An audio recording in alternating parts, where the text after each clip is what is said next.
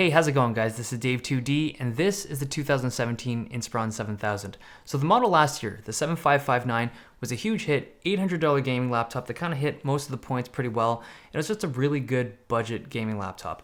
This model, the 7567, it's been redesigned. The exterior is a little bit different. The interior is revamped, new hardware, new Kaby Lake chips, new GTX 1050 cards, but the price has stayed the same. Let's take a look. So it's red and black again, or kind of like dark gray. But I actually like this design. It's got this sleek, minimal look going on, and the red accents aren't in your face. They're angled away or hidden behind grills, but if you still want to go super red, they have that option as well. So last year's model was already a very solid feeling device.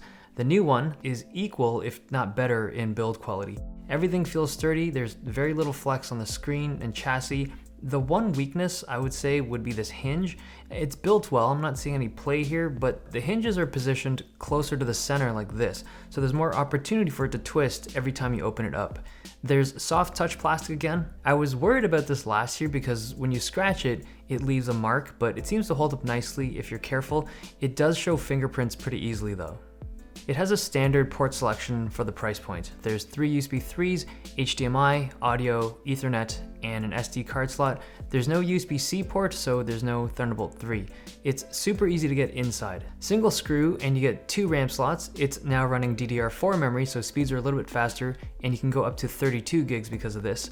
The 2.5-inch SATA drive is here, and there's an M2 slot for a second drive. Both of these drives are replaceable and or upgradable. The battery is pretty big, it's 74 watt hours, and I'll get you around 6 hours of battery life of normal use. If you're playing games, it's closer to an hour and a half. This uses a 1080p TN panel. It's the same panel as the 2014 Lenovo Y50, and it's not very good. It doesn't get very bright, and the color accuracy out of the box is weak. Calibration makes it better, but the viewing angles are poor. There's a very noticeable color and contrast shift when you tilt the screen both up and down and left and right. Now keep in mind that this is an $800 laptop with a GTX 1050 in it. They gotta make some compromises to sell it at that price, and in this particular case, it's the screen. It's not that the screen is like super bad or anything. I've definitely seen worse, but because of how good the rest of the hardware is, this sticks out as being the weakest link. So if you really need a good screen, you gotta upgrade this thing to the 4K panel. It's obviously more expensive, but you gotta do that if you can't stand a mediocre screen. The webcam up top is 720p, looks okay. The keyboard feels really similar to last year's model. There's nothing I really dislike about it. The layout is good, backlighting is red, keys feel pretty comfortable, a little stiff on the response. You have to tap harder than normal, but it's a very good keyboard overall. There's one issue that's not really related to the keyboard itself.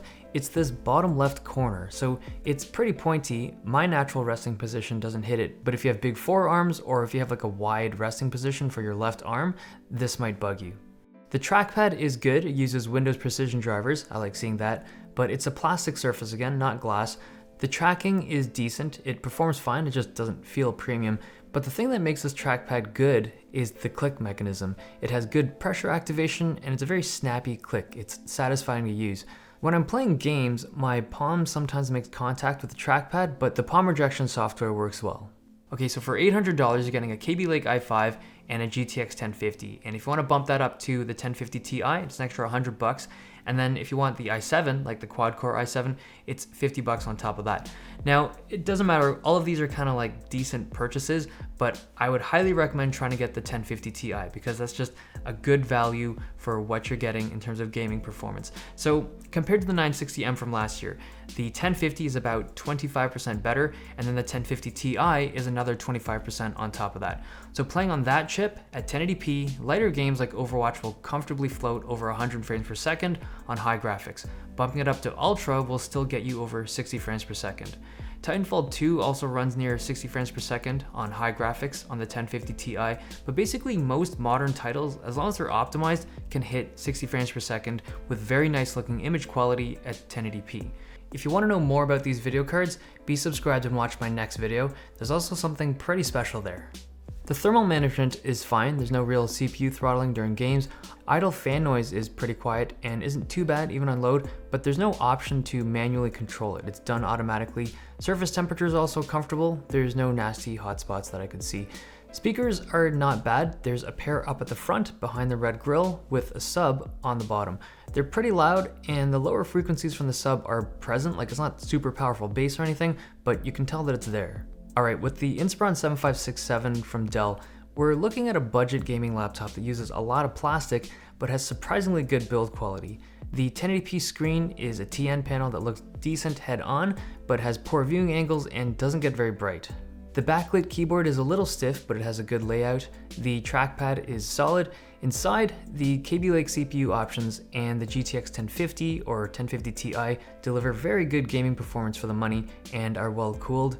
The RAM and the 2 drive slots are incredibly easy to access for upgrades after purchasing, and the 74 watt-hour battery gives you around 6 hours of battery life. So here's the deal. For $800, you're getting a device that can play most games at 1080p at 60 frames per second or higher with really good image quality. And if you want to, you can pay that extra $100, so that's what, 10-12% more money for 25% more performance with the Ti.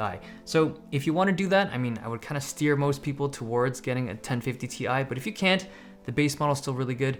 Overall, great device, great components aside from the display, great build quality, good performance, good value. I think they did a really good job on this one. Hope you guys enjoyed this video. Thumbs if you did, subs if you loved it. See you guys next time.